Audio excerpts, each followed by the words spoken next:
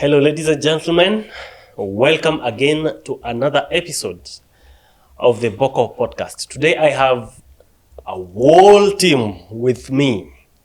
And let me just ask them to introduce themselves one by one.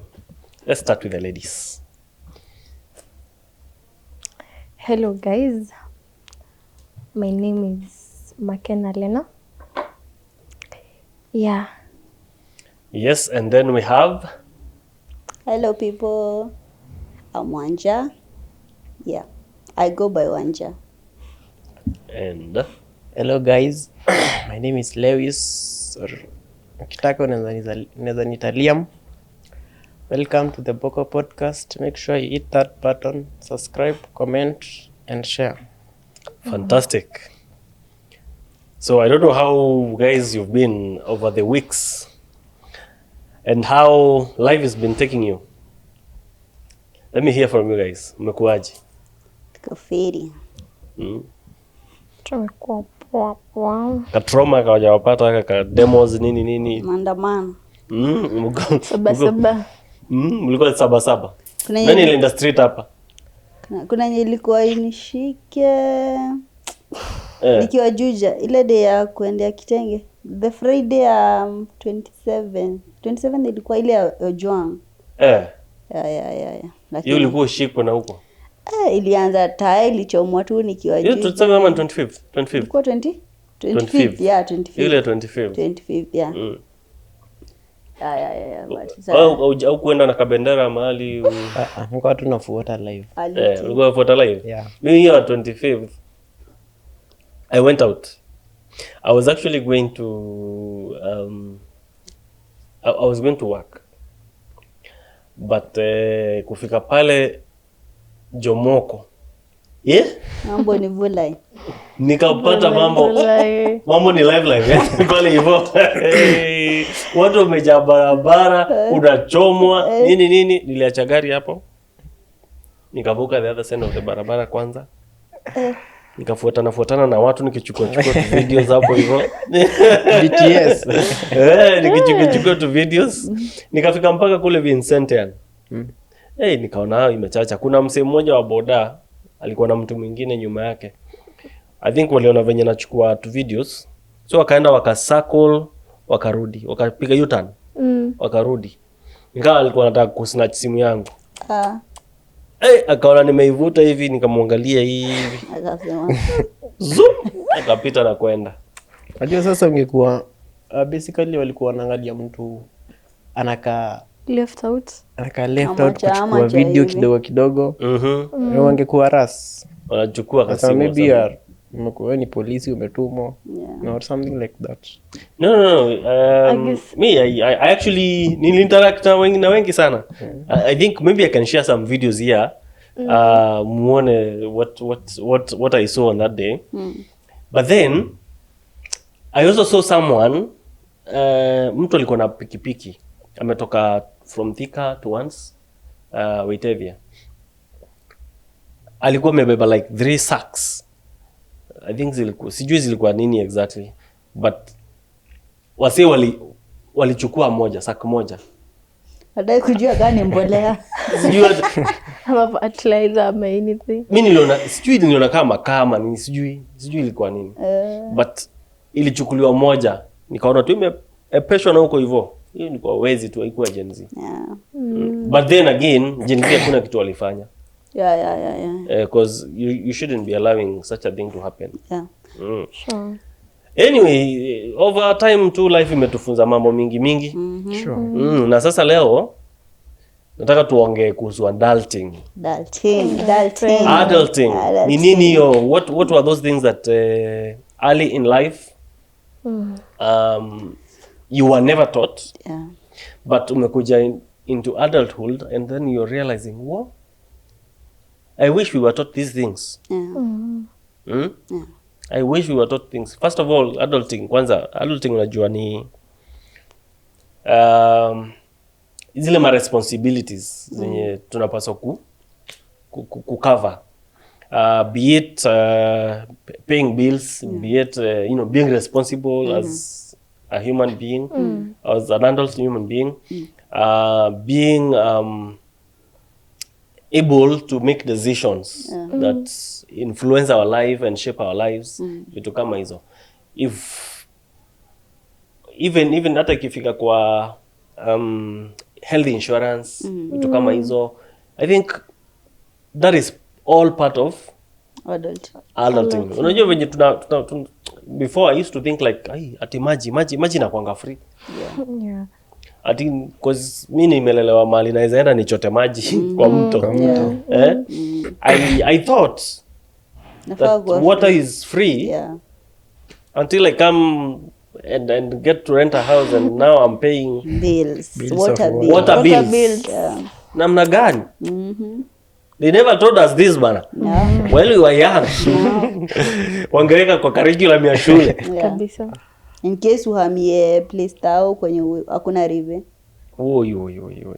I thought that, even the piped water that we had, because at some point we did have piped water. It wasn't there when I was very tender, but I think by the time I was getting probably 7 years, 10 years hapo, maji ilianza kukuja hiyo piped. Yeah. And we were never paying anything for that water. I mean, I remember that we used to pay to have that water, piped. But after imefika kwa nyumba, that was it. We never got to pay anything again. And I think to this day, hiyo maji bado iko. To this day, yes, hiyo maji iko. And nothing is paid. Okay. Hiyo ni kwa community project. Kuna hata maintenance. Okay, kuna maintenance. Kuna maintenance here. Once and again, ukisikia sijui kumefanyika nini, watu wanachanga pesa. And then they go and repair that. Okay. But hakuna ati monthly tunalipa this amount of money. Hii ni mambo tu tumepata huku tao. Wala tumeingia. What are some of the things that you wish we were taught earlier? Yeah. Do I start with? Can I? Yeah.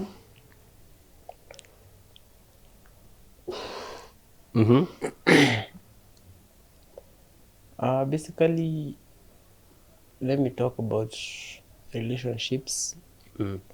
Most of us were taught, maybe in school you were just taught maybe adolescent or what. You were never taught maybe one day you'll come and get in a relationship. Basically not with your lover or maybe girlfriend or boyfriend, but even man to man or girl to girl relationships. There's some issues you need maybe to be taught, like relationship are not like Disney movies or the fairy tales you watch on the media. Yeah. I feel that that's a part that most people need to be taught about. That people just get into relationships blankly, like hawajui wanaingia kufanya nini, like maybe unaingia maybe kuseme uko na dem or because they know cha baba cha mama. You cha baba and cha mama thing. You don't know what you're into, just getting blindly. I think that is one of the topics we need to touch on. So I think I remember when I was young, we used to there were these two soap operas that we used to watch a lot. Let me try to remember some of them. Todo Sobre, Camila. Kila mchacha. That was one. Kuna ingine ilikuwa sijui ilikuwa inaitwa Timeless ama ilikuwa nini. Popular one, sijui ilikuwa inakuja. Storm of Paradise. Storm of Paradise is one after that. Kwanza very famous one. ilikuwa famous. And then people are watching hizi soap operas, and that's their view of life. Hiyo ndio view yao ya life. Hawafikirii as in life could be any other different. I mean, msichana ana watch masopa anaona venye Alejandro ana handle msichana. So msichana akiingia relationship anafikiria itakuwa the same. That's how relationships should be. And then kuna my expectations fulani pia society inatupeanga that msichana kazi yake ni kutunzwa kwa relationship. Yeah, exactly. Kazi yake ni kuspoiliwa. Yeah. Hakuna kazi ingine. Na pia kuna some submissive things tunaambiangwa as making sense. Of course, zinakaa venye umesema zinakaa tu stories za movie. Sijui bwana akikuja unamtoa koti, unachukua bag unapeleka sijui wapi, una warm maji unampelekea bafu bro. Shower zilikuja. Amfanyangi sasa niende nikuwashie soke. Come on. Shower zilikuja. I mean, uwashe kasoke bado maji iko tayari.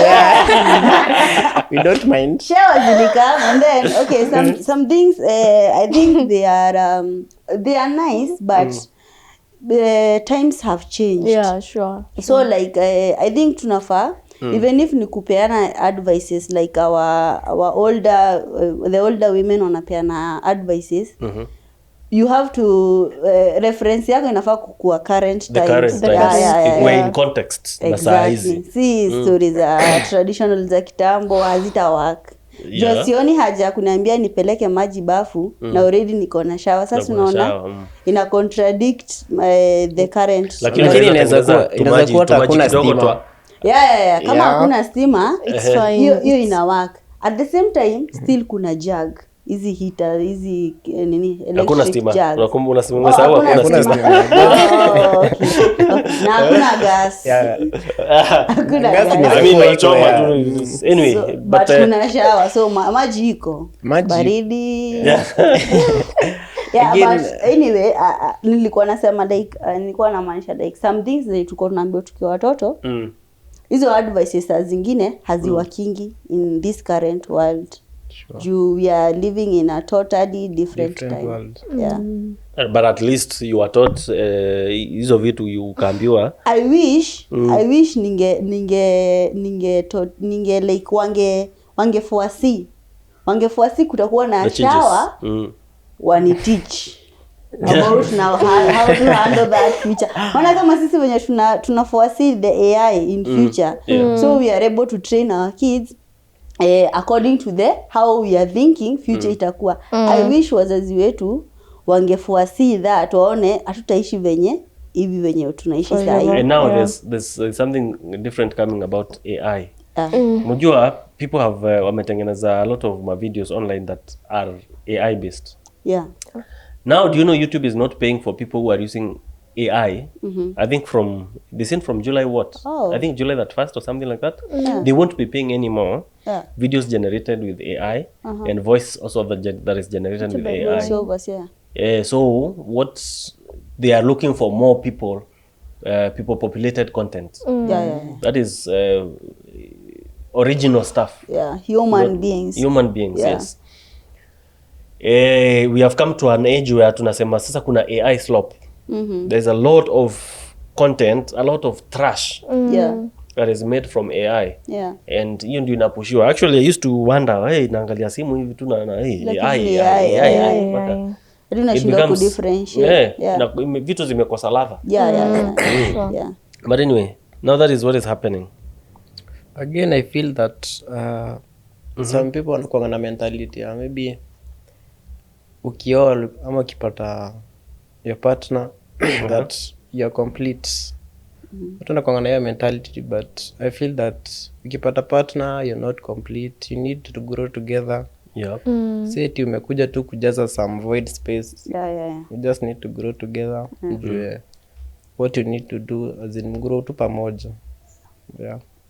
About that point I feel in a relationship usiku ile uliambiwa you just go there wetu kama the wife nikupewa everything. I feel in a relationship you should be responsible nyinyi wote. You share everything together, like kama ni hivi you can't do this, I can help in this side. So you just wait for the man to do everything. You also need to kuchangia mahali. I think there's a responsibility for every person in relationships. We are here to complement each other in a relationship. We're not like I'm coming into a relationship so that I can be helped or so that I can be meant to grow or something like that. Ati kama huyu mwanaume anifanyii hii mimi nitasonga. Kama huyu msichana anifanyii hii mimi nitasonga. I think it's a compromise for both of you. By the way, when it's one person compromising, iko shida. Iko. But if you both agree to meet at a certain point, then you're doing something right. Yeah. So yes, I think that is something that we were never taught, that we learn on the road. Sure. We learn and whatever circumstances we are in or whatever societies we are in, that is what we learn. If you're in a society where relationships are too bad and toxic, my friend, you're going to end up in a toxic relationship as well. But if you are in a place where relationships are very healthy, you're most probably going to, continue in that health. So I think there should be some structured form of learning situation where we get to learn better. They should put it in school curriculum. Very I agree. Well, CBC unapaswa kuwa wanaanza kufanya cha baba cha mama. And also on that point, on Liam's point, there is this thing tunaambianga tu ni respect and being submissive now the wife. But kuna kitu like Liam amesema stories wakiwa na Makena stories za kushare responsibilities. I think there is something that also tunafaa I wish tungefunzwa hii yes kuna shared responsibilities but kuna zile roles za mwanaume like you let him be a man. Sure. Na kuna hizo roles zake zenye hata kama uko na uwezo wa kuziplay just don't do it. Let him do that. Wachana nazo juu those things ndizo zinamfanyanga feel like a man, not that akikosa kufanya atakuwa less of a man, but they give him confidence. Let him do it. The same case vice versa, kuna roles za a woman. Hata kama wewe mwanaume unless umeona amewezwa na nile kumsaidia, si ati una jump sasa unajiingiza una take over, na especially hiyo shida na kuangana ladies uko zile za nimemwambia akakataa sawa, unaingia una play both hearts. Like, I wish tungefunzwa like si story tu na kukua submissive. Kuna roles za mwanaume zinafaa kuwa hivyo, hata kama saa hii tunasema gender equality ni nini. Let the man be the man na umwachie nini zake. But do you believe that there is, yes, in as much as we are talking about one specific role, being a man's role and ingine being a woman's role, I mean that is traditionally venye tumefunzwa by society. But do you think that cooking is a woman's role? No, I think so. At a point I feel no. I think it's not, because we have chefs who are men and they are really good at it. But that is a now imagine you're married to a chef. That is a profession. I actually have two friends, males. One is chef, but wakiingia kwa nyumba, I'm telling you they hate cooking. Na bibi yake hata amletee chemsha, anasikia ikiwa tamu. Yeah, I know. I get that point. Where so there's the place of a man and there's the place of a woman in a relationship. And by the way, we just need to be very we just have to accept that. We need to know that in a relationship or in a family setup, everyone has their roles. If everyone plays their roles well, mambo itaenda sawa. Na si lazima kwangu kufanana na kwako. Nyinyi ni wenye mtaagree. Ukiagree ni Liam atakuwa anapika, sawa, hakuna shida. Ukiagree kwangu ni mimi nitakuwa anapika. As long as the rules are working. Talking of that stuff of cooking, in the tradition kitambo, it was like men, they're not allowed kuingia kwa kitchen. In the African society. But I feel that's not right. I feel at a point maybe this happens, I need help in the kitchen. So now because the African tradition a man aizingia kwa kitchen, now who will help each other? So now here each other. Today at least we are coming to a point of progressive modernity. not just modernity but progressive modernity, where we're having if it's about if it's chores in the house, like cooking, I can cook. Yeah, sure. My wife can cook, and my wife can provide. I can provide as well. Sure. But then we find, the specific lengths that each one can go, that they will be comfortable with, and that is what we need. The compromise now, compromising levels, the levels at which we can compromise at. You say sometimes the lady could be earning more, and will therefore, because of the share of the family, budget or something like that, will probably provide more than the man will provide, because there is no need for a man to give everything that he has on the table. That is for the family, and then the lady has a lot of surplus. But it would be good to be at a place where, in as much as we are all contributing, mmoja haumii kuliko mwingine, something like that. That takes me to another story of 50-50 kind of stuff, and I don't think that's the conversation for today, but I would want to have that conversation. But yes, hapo kwa relationships, mimi, that is there's a very big gap. We are missing a lot. Tufunzo hizo vitu bana mapema sana, because tumekuja kuzipata in adult life, wakati ushajipata ndani. Alafu kuna hizi maybe I don't know, is it street interviews, but on a dem analiza what's your ideal type of a man, I'll describe kitu haiko hapo kwanza kwa understanding. That's where I know people get wrong. Okay, what's the name? What does understanding mean? Like an understanding man, I feel like the man is not a mind reader. Like, communication, very maybe important. You can say maybe a good communicator or something like that, but not just understanding. You're still a human being, so can't read your mind.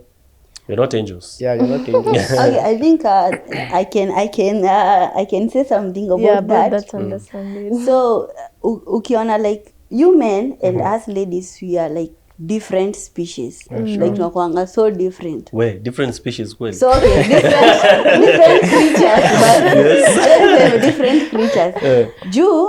The way you handle things, the way you do things is totally different from us. So ukisikia dem akisema anataka msi understanding, hata ongea hiyo nayo ni ukweli, lakini anataka read mind. Mimi kama dem hivyo ndivyo naweza read mind ya Makena. Yani dem anataka kwenda choo. Na ni ukweli, but sasa that is us. You can read that. Yeah, we have. Can you tell if kama nimekazwa sahi? Wewe siwezi like najaribu kukuambia like sasa hata sisi tuwezi. Exactly. That is what I'm trying to say. We have this motherly intuition. Yes. That is how we guess things ama we sense things. But nyinyi sasa hamnanga. So like we try to understand each other but hatuwezangi. So mimi nataka uniread mind, wewe uniread mind na jam. Yeah, sure. So nyinyi mnataka tukue kama nyinyi.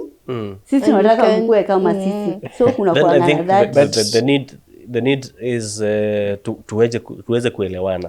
Communicate. So the need is communicate. If you communicate, I'll understand you. Communication from a lady inakuanga like naweza communicate but wewe unasema unanipenda, nataka wewe. Yeah, you should know. You should get. How am I getting now? Yeah, that is where the whole thing comes from. Wewe uwezi na mimi nataka uwezi. Like, see it, I have to tell you everything. I want you to. Of course, you don't have to tell me everything. I know you are hungry. I will take you out or something like that. I know you are hungry or you're tired or something like that. Lakini don't expect at every other time. I understand that. Sometimes hata mind yangu inakuanga mbali sana. Sijaona vitu zingine. By the way, unaweza kama umetengeneza nywele upya. Na usinotice. Then is notice. Yeah, sure. Because probably akili yangu iko mbali sana. Yeah, exactly. You should see. No, maybe at the point that you want me to notice, I don't notice. That is a problem. But then ukirelax hivi kidogo, I'm like, bado nimerelax. What a wonderful hair. Mimi nimerelax. nashinda nikipita mbele bro. Umeisikia the nothing box in a man? The nothing box. Like you're not thinking about anything. You're not thinking about anything. Yeah, Like the umeangalia moments. kitu ama you're probably doing something and But nakuona lakini sikuoni. yes, unaona mtu anapita hapa hivi but you do not actually notice things about this person. Sure. That is hapo ndo how sasa tunajaribu kuelewa na hatuwezi. Like how mnakosaje kufikiria about anything? because sasa hata si hatujui you can see and you cannot see. Yeah, hatujui hivyo. But I feel communication is just the key. It is. We are trying. We are so bad at that, but we are trying. We are trying. I think then what we need to have been taught is that, you know, Yeah. communication is very Yeah. important. Yeah. You can't expect somebody to read your mind. Yeah. Na vitu kama hizo. Yeah. You just need to be Say it out. to Yeah. communicate it. Yeah. Alafu pia communication, the other thing that we need to know is that communication is not just saying. Yeah. Unaweza ongea na uja communicate. Yeah. Communication is two way. You have to express and receive feedback. Yeah. That way unajua kuna communication imefanyika. Si la makelele. Because unaweza niambia yes, not hiyo makelele. Also unaweza niambia enda unaleta ile stuff ya blue. Uja communicate. Hata uja communicate. Because ile stuff ya blue ni nini? It could be a seat ya blue. Yeah. It could be, you know, watch ya blue, jug ya blue.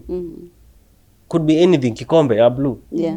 So ukiniambia nileta ile stuff ya blue, inaweza kuwa pia ni sandals. Yeah. Na ukileta sandals na ilikuwa kijiko na jam. Mtu ana jam. So yes, we should have been taught about communication. Yeah. Kwa hizo stories of relationship, that's a very important lesson that we missed. Yeah. Is there someone else with something else that we probably missed? Yeah, I wish tungefunzwa story ya loneliness. Like kukua lonely kwa adulthood, hiyo nayo ni lazima. It's a must. Sure. Making friends after school, especially after high school. Kole kama utaingia lakini ni wale friends wa maybe biska hivi. Like but after shule making friends inakuwa so hard, so like itabidi like sometimes most of the times unakuwa lonely. I wish tungefunzwa hivyo juu sasa ndo hapo ndo unaonanga like mtu akishakuwa mkubwa ukijipata high school nilikuwa celeb, college nilikuwa celeb, nikiwa mtoi nilikuwa ni mimi center of attention. So ukikuwa mkubwa ukianza kukua lonely unajiindulge kwa madrugs. Mara ndo huyo usha commit suicide, depression imekushika. Basi ati loneliness ni a big deal. Ni ati ni part of kama tungeambiwa ni part of adulting, I think ingekuwa is loneliness a part of adulting? Because I think loneliness is like one measure of one way that people tend to, you know, hide themselves from the public. Or probably they are experiencing some difficulty connecting with people. Or they are just not in a place where community is something they value. Because loneliness, I don't think loneliness should be served to adults. Like every adult should not be lonely. It shouldn't be part of adulting, in my view. That's why I make friends. I mean, but is it easy? It's not easy. It's not. No, making friends as an adult is sometimes very hard because first of all, people start to think, especially if I'm trying to make a friend with a lady, first of all, there's the expectation that are you unanikatia. It's possible.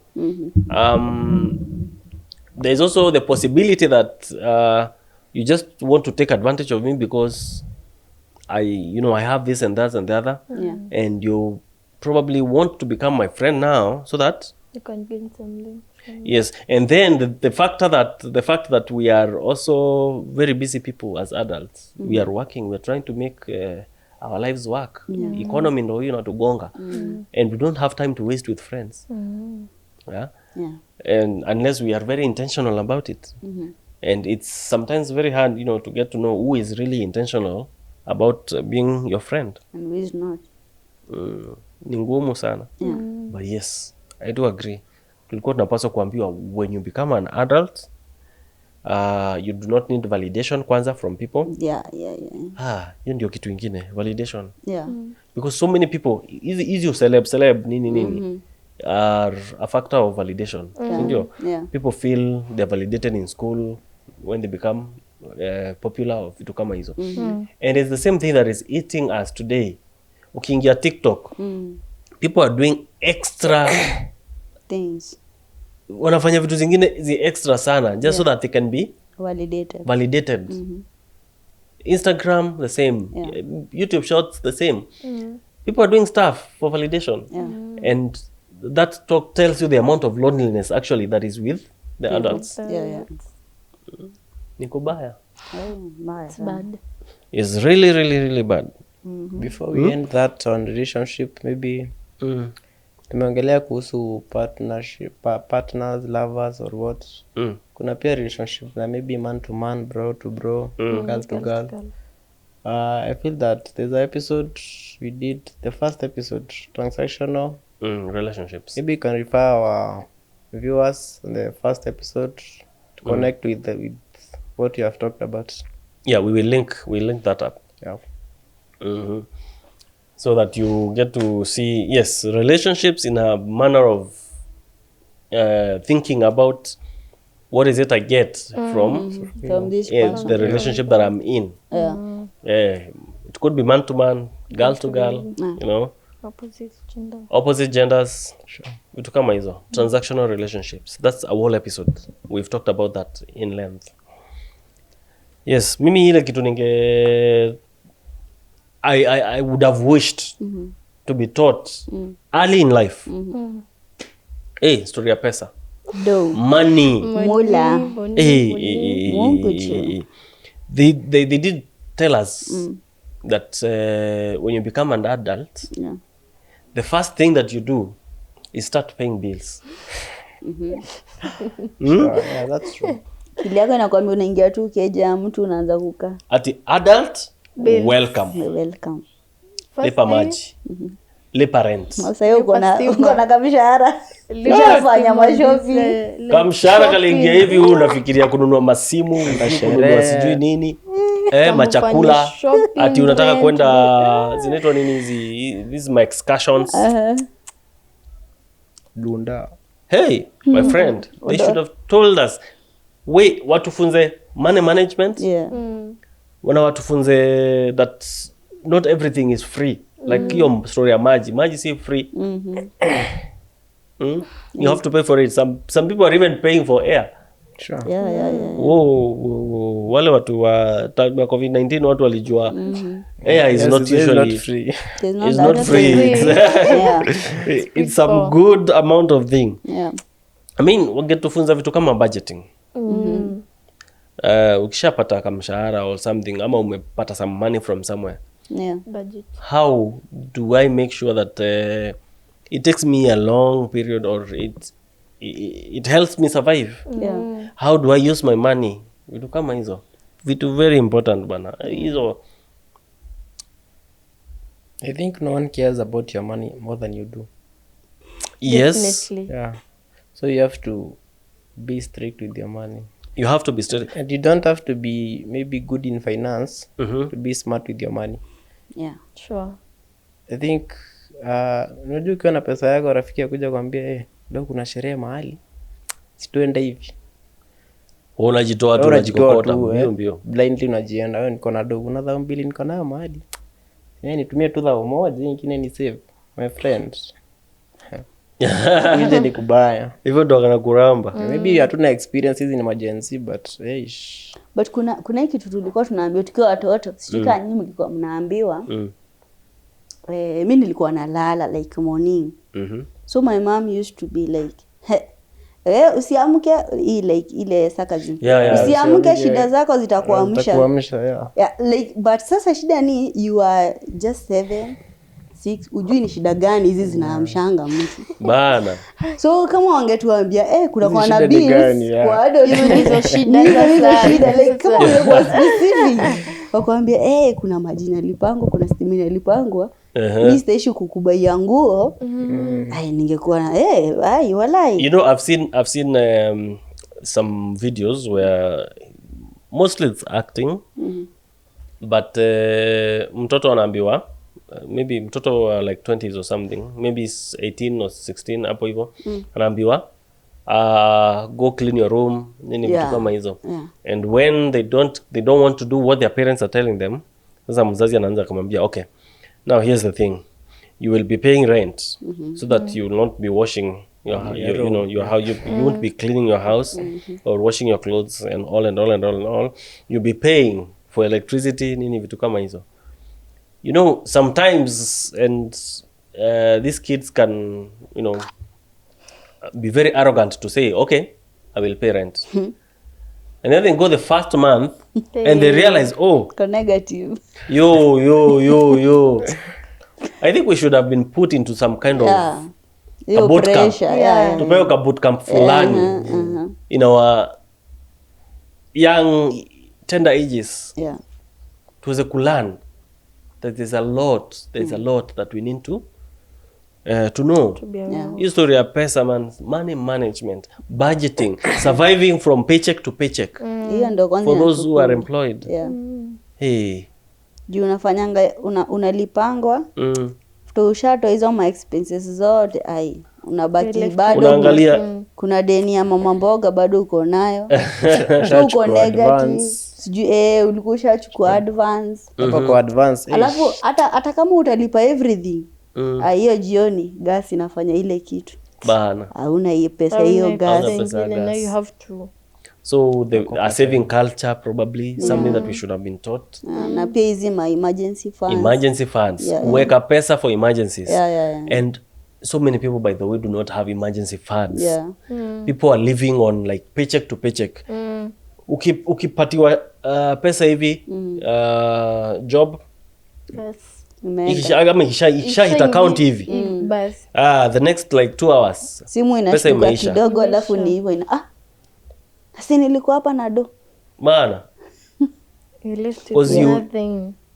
You went paying bills here and there. Yeah. Pesa inaisha na zingine kutumiana nyumbani. I think also the other thing that they need to tell us more is something called black tax. Black tax. You know black tax? Zile ni ulipangi tax. So black tax is mzazi amekufunza, amekuingiza shule nini. Now it's time for you to pay back. To start to pay back. Ati unaanza kumtunza nini vitu kama hizo. Akisema I don't have this money. You are there. Bio unatuma. Lakini sasa nauliza utawezaje kufanya hii black tax na hata wewe mwenyewe emergency fund huna, so ungeweza gonjekea katikati ya mwezi. Like hauna anything. That's the thing. We need to be taught that. We need to know that, by the way, there are so many people that hawaendelei in life because of black tax. They have no money to spare. They have no money, like completely hawana pesa ya kuspare. Why? They are sending money back home. They are taking care of their younger siblings. Vitu kama hizo. And I think when I think if we look at the Western or the West, yes, it's the West. Mostly, there could be the same kind of, arrangement, but mostly people, once they leave home, they have left home.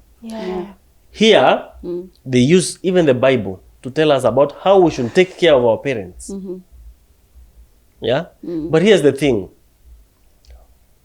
Yes, we need to take care of our parents. By the way, because there's a blessing there. Yes, we need to take, even in the African heritage, African culture, we need to take care of our parents.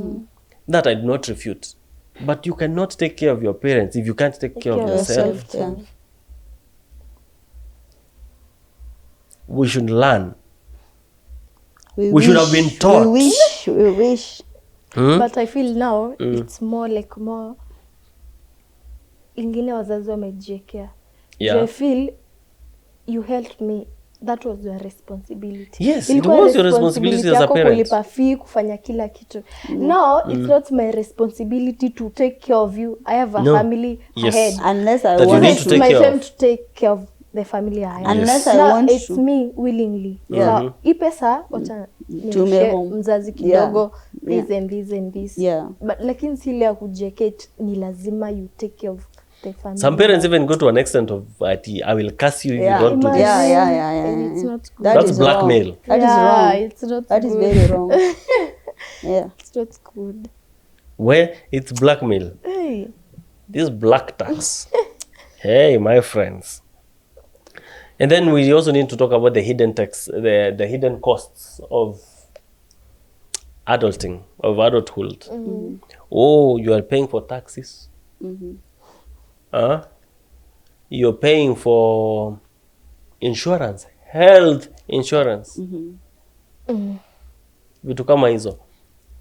Those are like hidden tax. We do not know about them. Yeah. Until we get to that place. Until once uajiriwe or you open a company or a business, and now the government is telling you now you need to pay taxes. You buy a car, and now this government of today tells you that you need to pay something annually For For your the car, your own car. for your own car, for the your car you car. own. You have land, and they're telling you now you have to pay land rates. Yeah.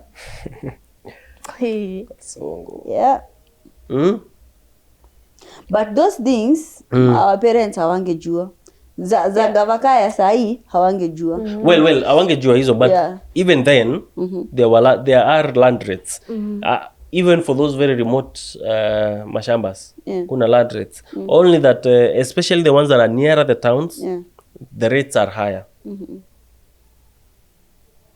But all these things, I think we should be put in a system that acknowledges them, then tells us about them, at least to prepare us, so that now tunajua at least where are we going as adults. Yeah, tukiwa watoto transition to adulthood, what should we expect? Like I believe probably none of us here has gone through a budgeting class. No. This is how to take care of money. Well, I have at some point, which I did not take seriously then. But now I think I should just be going back to that class. Now you're the teacher. Eh? Now you're the teacher. But I should, I did not take seriously then. But in time, I just came to understand that, budgeting is something big. Like, how much should I be spending on a house? How much should I be spending just for eating? For what needs should I spend what percentage? No? Vitu kama hizo. Very important. Very true. Vitu hatukuambiwa bwana. What else do you think we should have been taught? Okay. What do you wish mzai angekuambia? For me, I wish we are taught all about health. Health.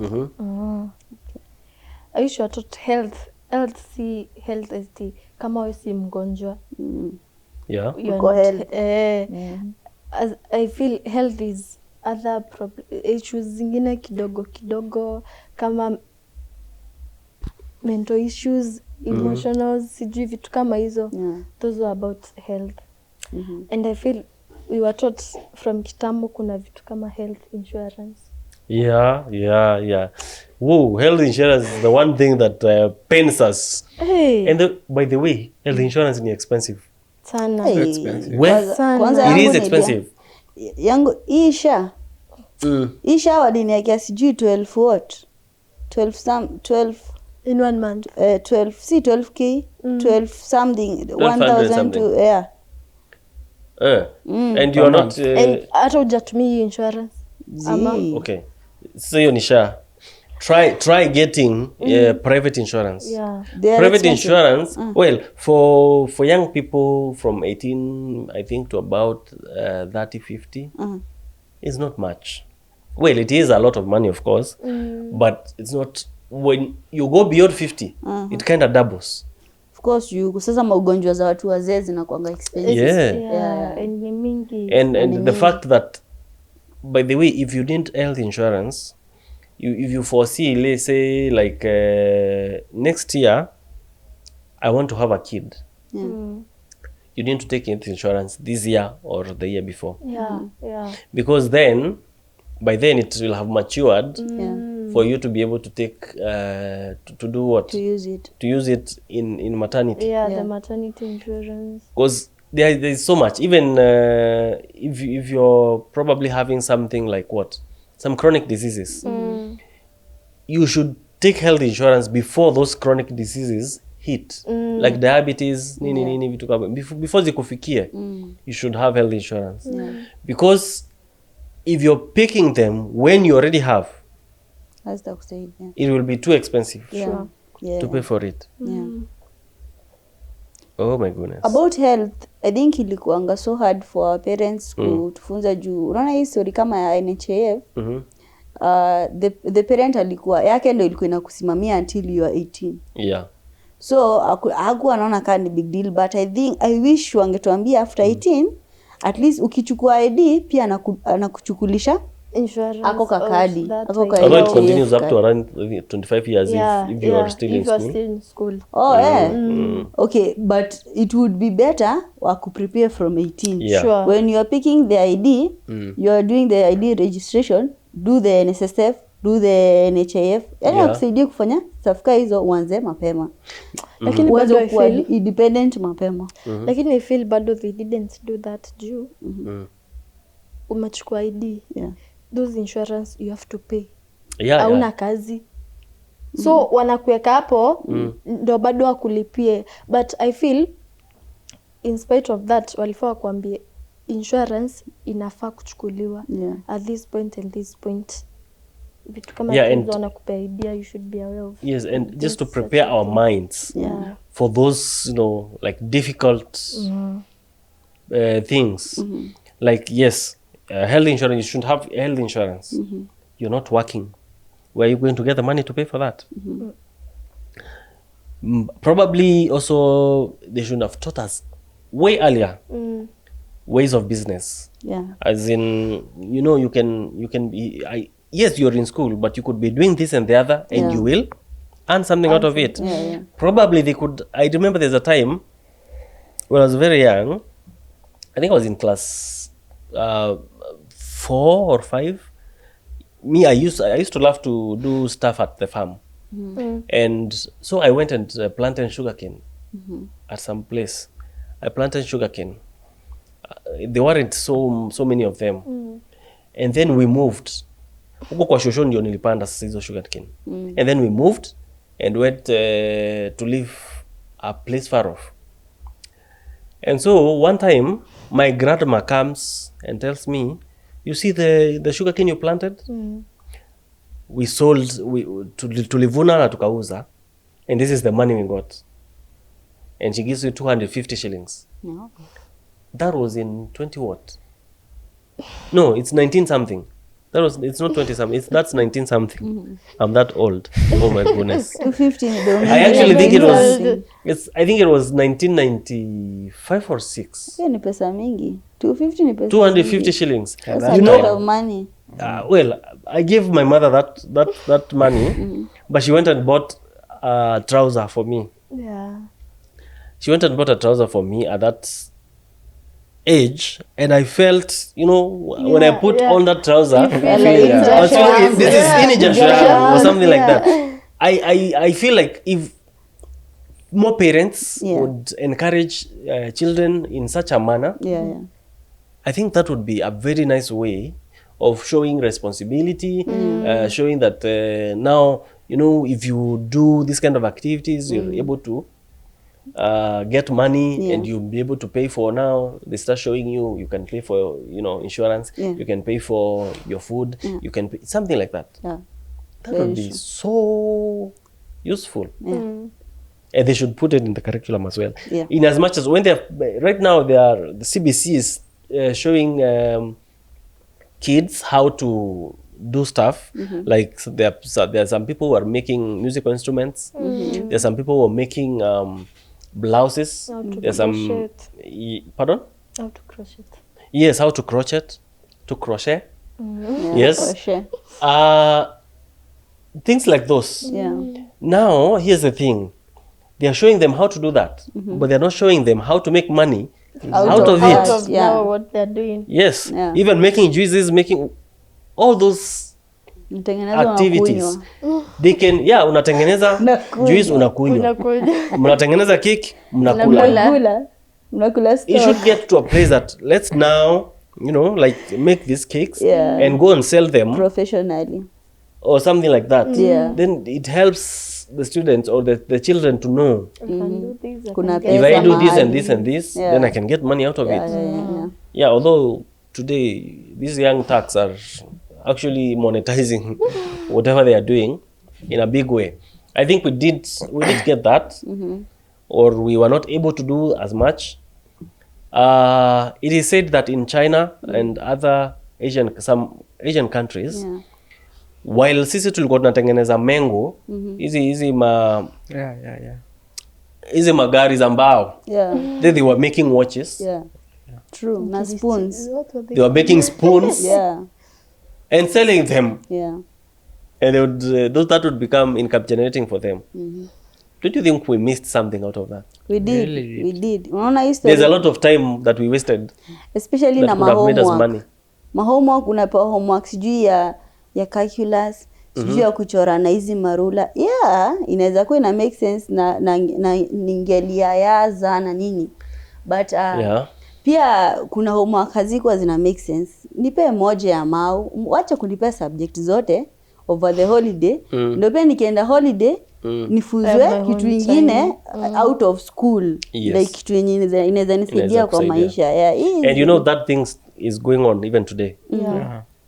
Today I have a sister. Ako form 4. Ile homework anakuja nayo nyumbani. Haezi fanya kitu ingine. It's just too much. Maliza. You can't Haezi, even rest. This is my You are diva. home to rest, but you are home to do the school work. you Oh can't my do goodness. anything. You can't do, unasoma like mmebakisha unit 7 unaambiwa umalize. Kunaandikwa kila subject, kila Too much work. Very, Maybe a lot of work. if the educators you're listening to this, you probably should be thinking about Yes. making some changes. Change the policies. Change hizo policies za education as you work. They are not working at all. They are not. Wacha mtoto atoke nje afunzwe grao iko hivi. Maisha ya shule iko hivyo sawa. Life Ushamaliza. skills. Life skills ziko No, hivi. that's real life skills. Yeah, watu unaenda shamba. Huyu mtoto hata hawezi enda shamba juu books Kwa homework. homework. Acha ende shamba. So we are alime. making more of bookworms and less of farmers, less of, Yeah, exactly. and probably you need to merge these two to have them work The together. theory and the practical Yes. part. Yeah. Let me tell you something, guys. In my family, Mm. I have 2 sisters. Wote wamesoma wakagraduate, but guess what? Hakuna mtu anafanya kazi ilisomea.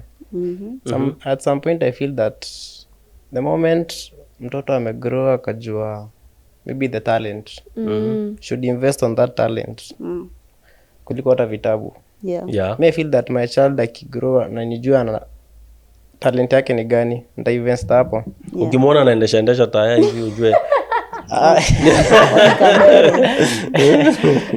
Nikijua maybe anacheza ball, invest kwa hiyo ball and academy, maybe ataenda hata majuu acheze ball huko. yeah, true. Like the talent is more paying hata kuliko the education tunasoma siku hizi. I feel that we should have been taught that, but We were Nani never wa taught that. kutufunza? We were No, never but taught you that. know, for me, We were taught books. for me, I have a brother, a younger brother. Anapenda hizi vitu za ball. Now, my dad is that if he sees Ile something mentality. new, hapo. So, alimsupport. Akamtafutia shule za academy za football. Akaomba hata uko shule. Like, kama ni Saturday, I have to pick my child and the classes that is in this.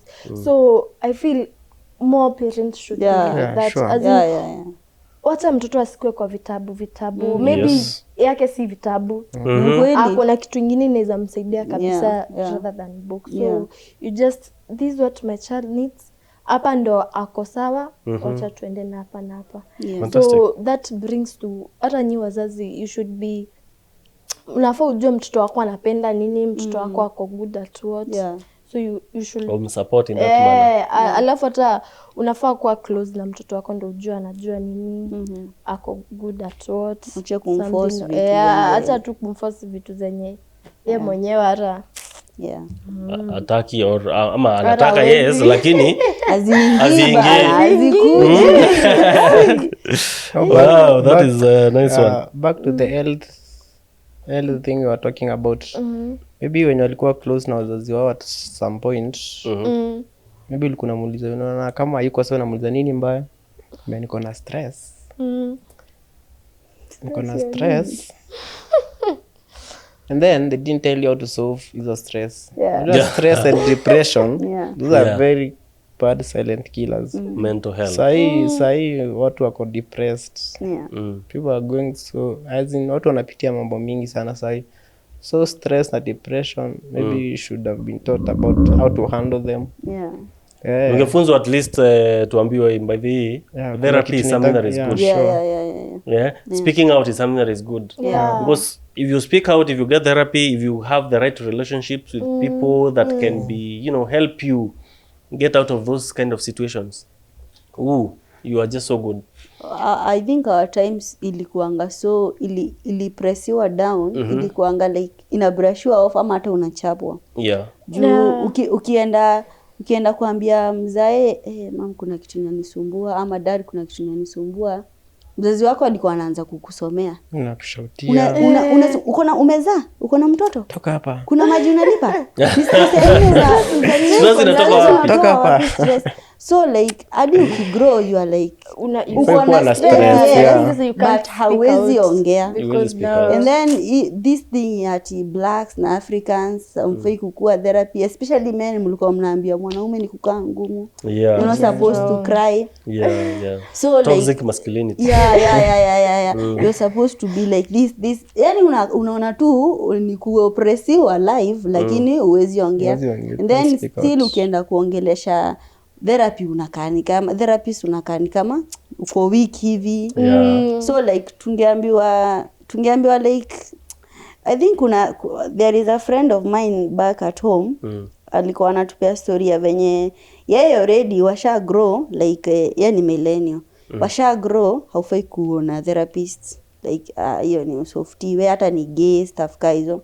So walikuwa na this community ya men, every weekend saa 2 wanagather mahali wanaume peke yao.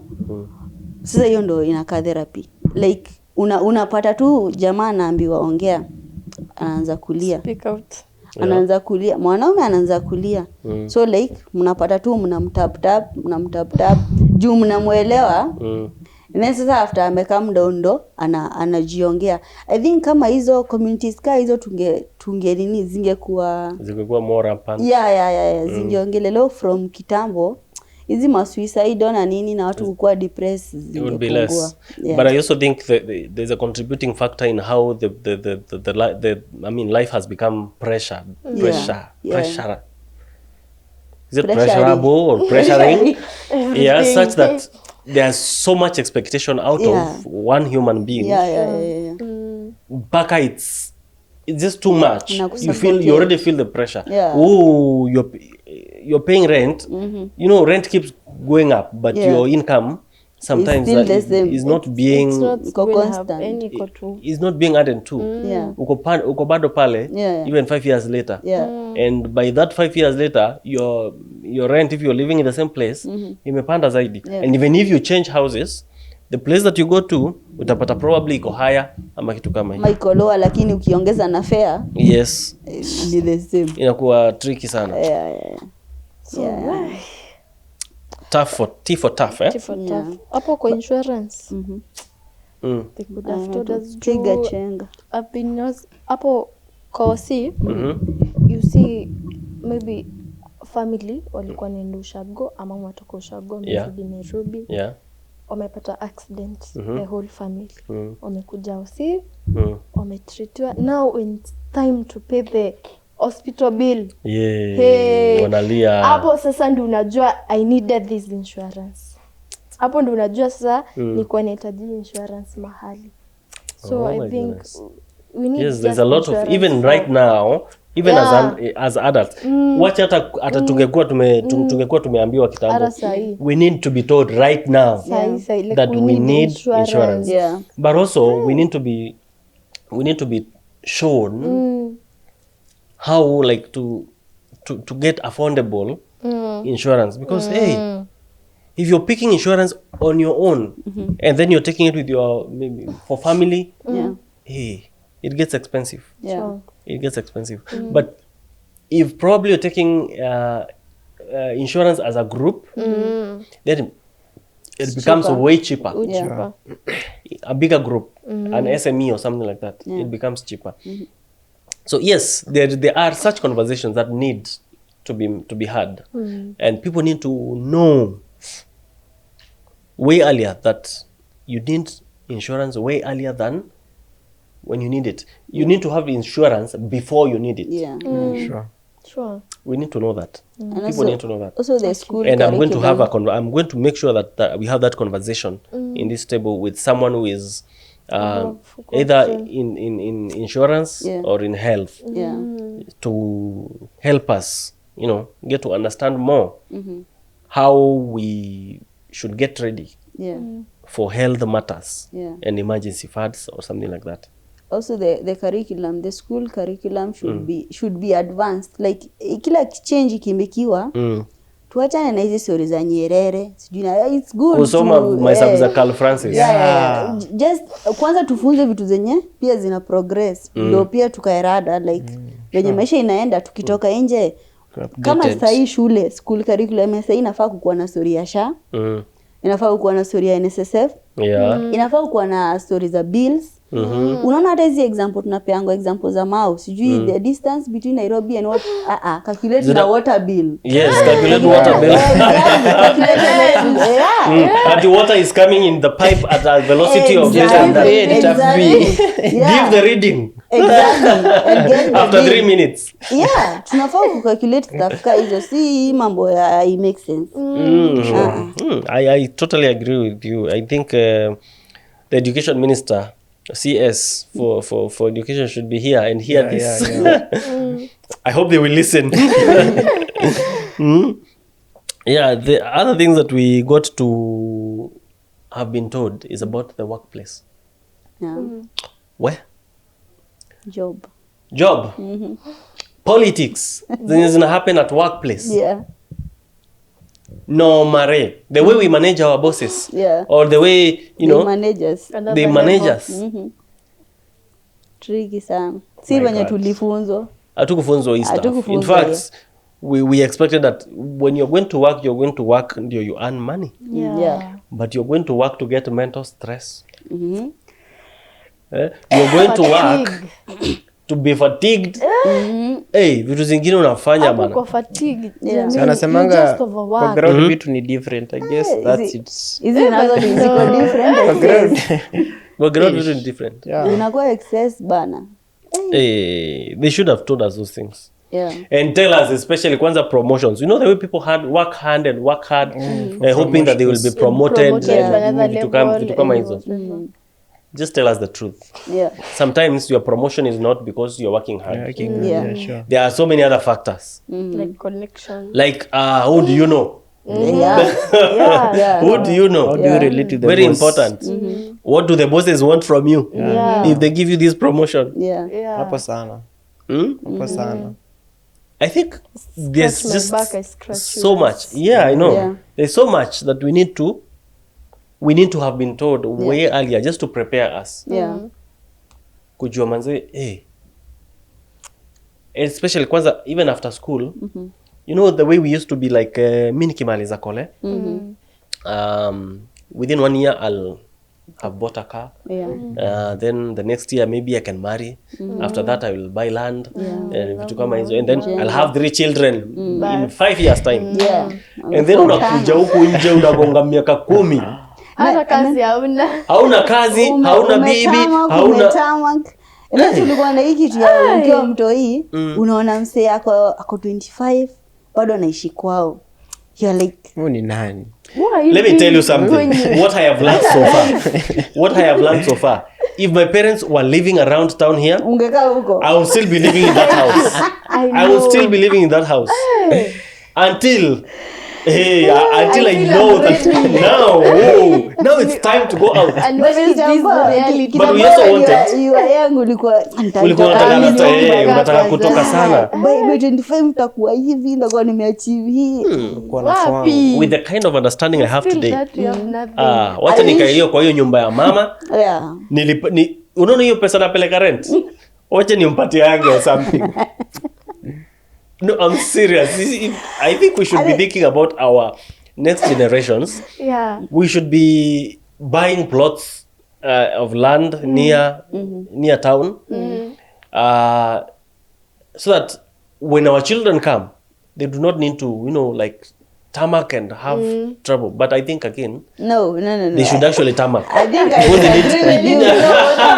they need to know what life is. Yes, at the same time, okay, the only thing that we can do about that, unajua sisi hatukufunzwa like si ati unaharakisha kutoka nje ukiwa 18 ati maisha ni rahisi. Yeah. Actually ulikuwa unaambiwa mama wako akisikia unasema by 25 utakuwa umeattain this, alikuwa anakuencourage sana but hakuambii the reality. Yes. They were working based on faith, but okay, kuna faith ni mzuri but still give me some reality checks. Yes. Niambie sawa. Hata ukipata job, kuna kuangana 1 2 3 na bado kuna kuangana depression na utapana na utashuka. Na ukishuka hivi well unaweza come back home but siku advice ufanye hivyo like wangetu guide around ingekuwa more favorable. I think also the society has too much expectations of us, and or even ourselves. We give ourselves too expectations that are too high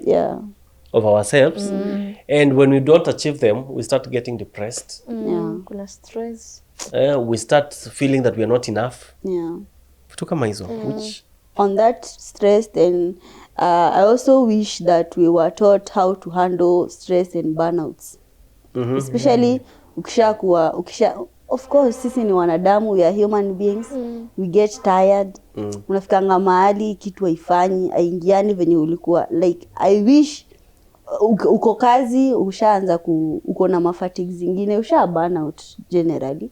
So I wish tungefunzwa like ukiburnout nini unafaa kufanya. Maybe kama wangetuambia by the way, ukipata do fulani, especially African parent kitambo, niko sure hangekuambia hii statement. Ukipata do fulani shuka coast, enda for a whole week, jitandaze huko, ingia massage room, wekelea tuletu mawe tu moto. Hawangewahi kuambia hivyo. Hawangewahi kuambia hivyo. But I wish kama wangetuambia hivyo, hey, me personally, life yangu ingekuwa so fun. Singekuwa na maburnouts zingine necessary.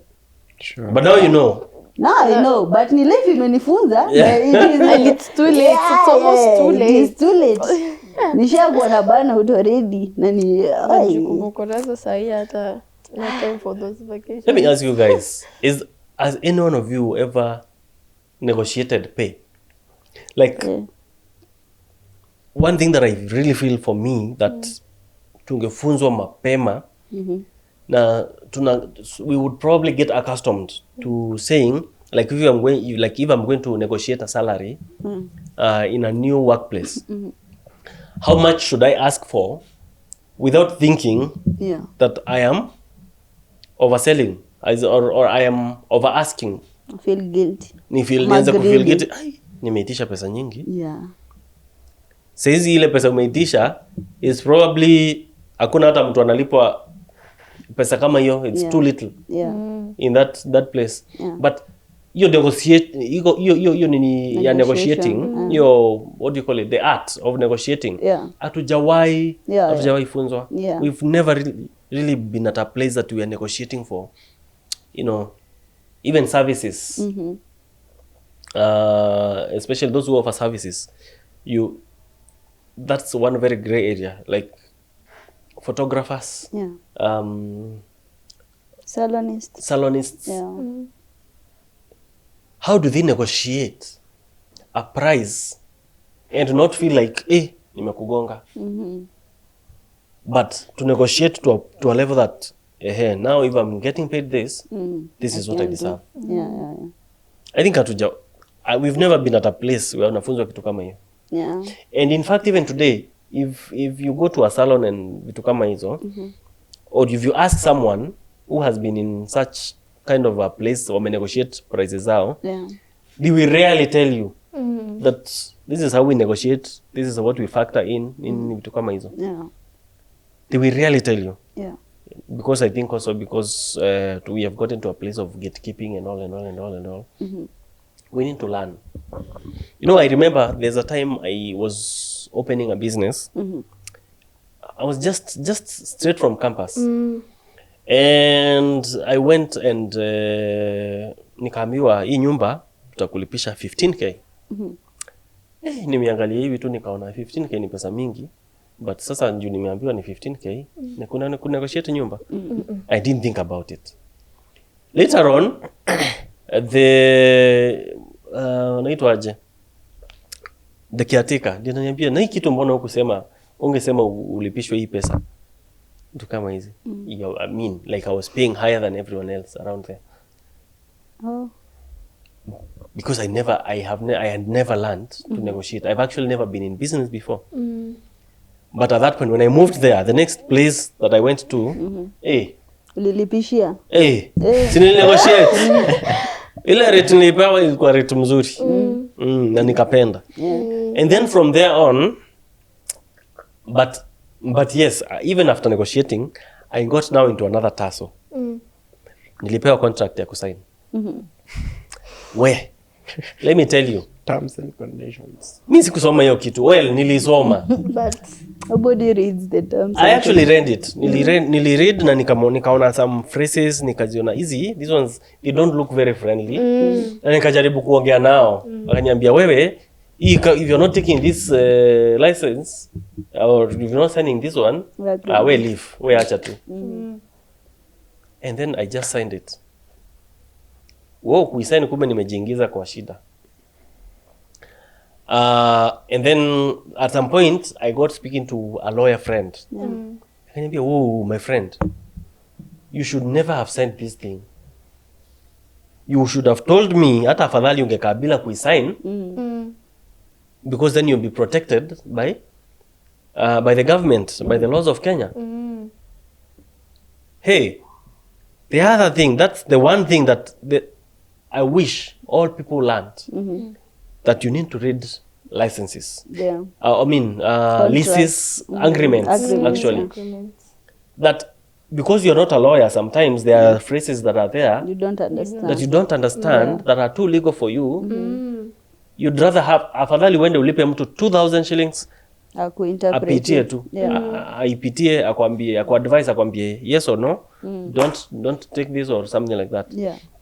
I mean, even though you do not have enough money at that point, but don't sign contracts, don't sign agreements if you've not read them and if you've not given a lawyer to pass through them. That one I learned like the hard way. I wish we were taught that. I wish we were, even hata ile nyumba unakaa, ile nyumba unaishi. Do you know, ile nyumba unaishi, if they give you a contract, agreement, ile unaishi nyumbani, wacha ya biashara. If they give you a contract before you enter the house and you did not sign it, do you know you already agreed to that contract? Yes. Whatever they say in that contract, you agree to it. Yes. There's always a need for something that you've signed. Sure. I wish I was told this earlier. Yep.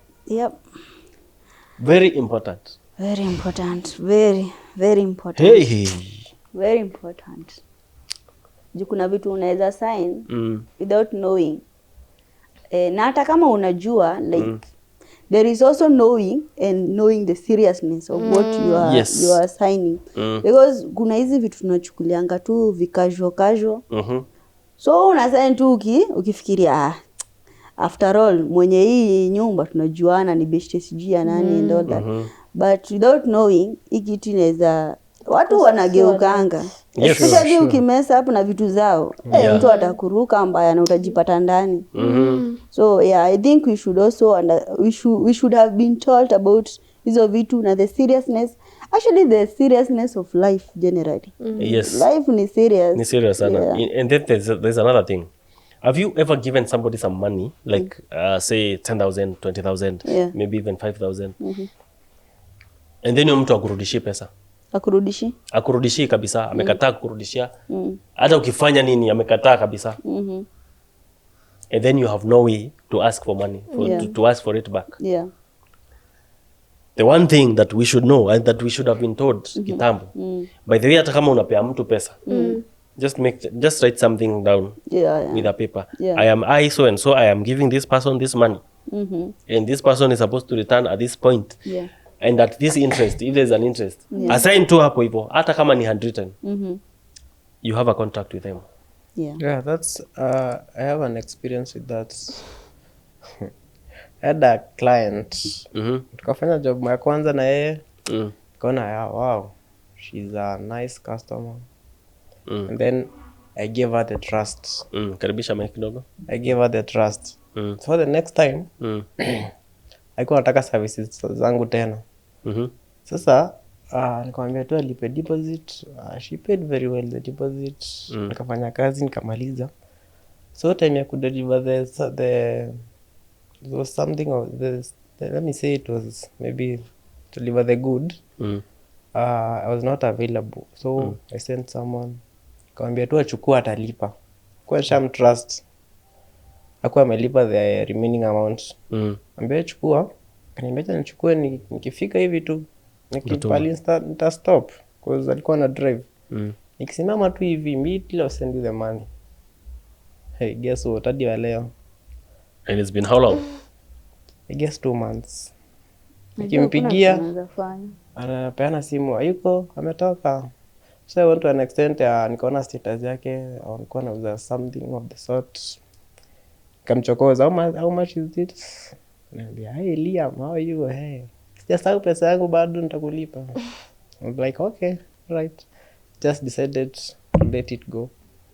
But and hope that someday they'll come to their senses and pay it. Because you don't have any agreement. Kuna maadi. Ujuka na hiyo pepe. But actually, no, actually even that kind of conversation that you agreed on this amount of money na kalipa mpaka deposit, it's possible. It's a contract. You already have an oral contract with that person. But when it's written, it carries even more weight. Yeah, but it is a contract and it is actionable. You can actually go to court. You can go to what do you call it, the pesa kidogo inaitwa nini, something small claims court. You can go to the small claims court and action that.